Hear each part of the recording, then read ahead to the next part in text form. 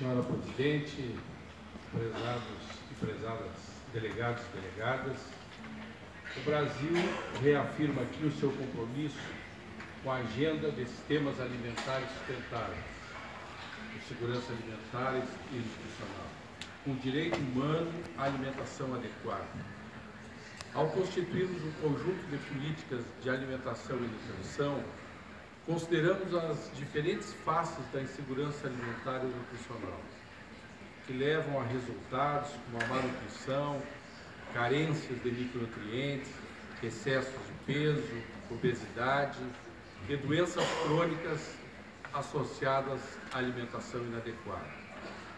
Nosso sistema público de segurança alimentar e nutricional está fundamentado, primeiro, na participação social por meio de uma abordagem transversal, segundo, pela governança, terceiro, pela transparência, quarto, pela participação ativa e protagonizada pela sociedade civil.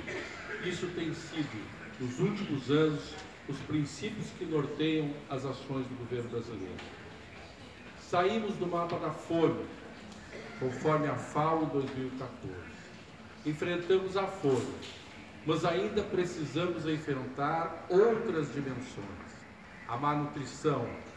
Atualmente, 52% dos brasileiros têm sobrepeso, 18% são obesos. Além disso, 63% dos brasileiros não comem frutas e verduras com regularidade.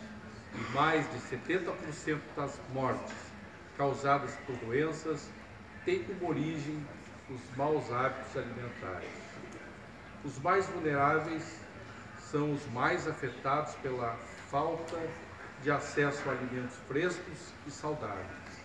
Nesse sentido, estamos priorizando a promoção da alimentação adequada e a luta contra a obesidade.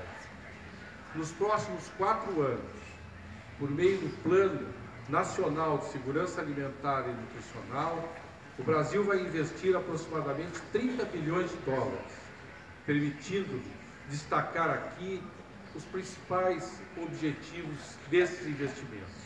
Primeiro, dar acesso à alimentação adequada para aproximadamente 15 milhões de famílias, dentro de um programa chamado Bolsa Família, além de 40 milhões de estudantes que contam na merenda escolar todos os dias.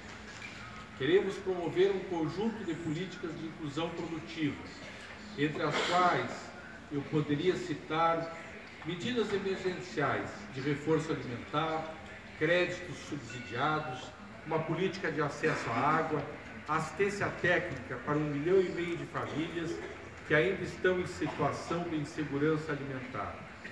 Nos próximos 4 anos, esperamos reduzir em 25% os índices de vulnerabilidade dessas famílias.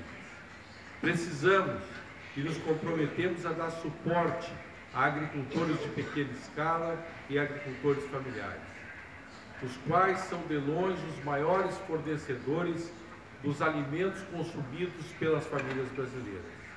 E é nossa responsabilidade dar-lhes suporte por meio de políticas apropriadas, o acesso a crédito e a mercados, assistência técnica, apoio ao comércio e proteção da produção e da renda, além reforço do acesso à água.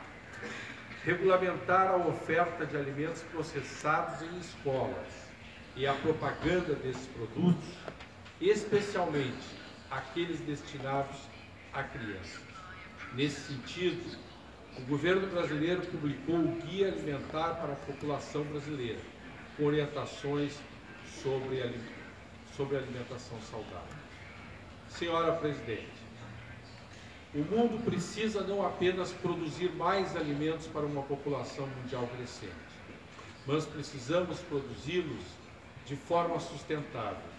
E o Brasil está comprometido a fazer a sua parte, através do Acordo de Paris, que o Brasil ratificou.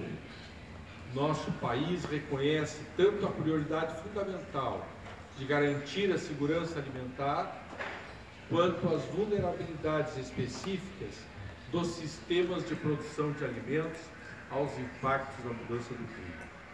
As contribuições nacionalmente determinadas que o Brasil apresentou à Convenção do Clima apresentam a toda a economia nacional.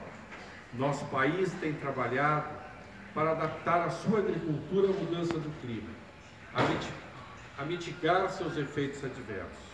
Temos fortalecido um programa de agricultura de baixo carbono como a principal estratégia para o desenvolvimento de uma agricultura sustentável. O programa já cobriu 6.800.000 hectares, beneficiou aproximadamente 30 mil agricultores, com crédito responsável para o investimento em técnicas favoráveis aos agricultores. O crédito responsável para o investimento com técnicas favoráveis ao clima. Até 2030, o programa deve restaurar mais de 15 milhões de hectares de pastagens degradadas e revigorar 5 milhões de hectares de sistemas integrados de lavoura, pecuária e floresta.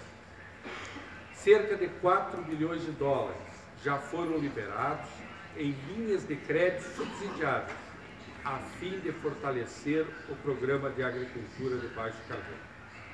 Senhora Presidente, quero finalizar dizendo que a comunidade internacional tem realizado grande progresso ao adotar a Agenda 2030 para o Desenvolvimento Sustentável e o Acordo de Paris sobre mudança do clima, bem como ao lançar a Década de Ação e Nutrição.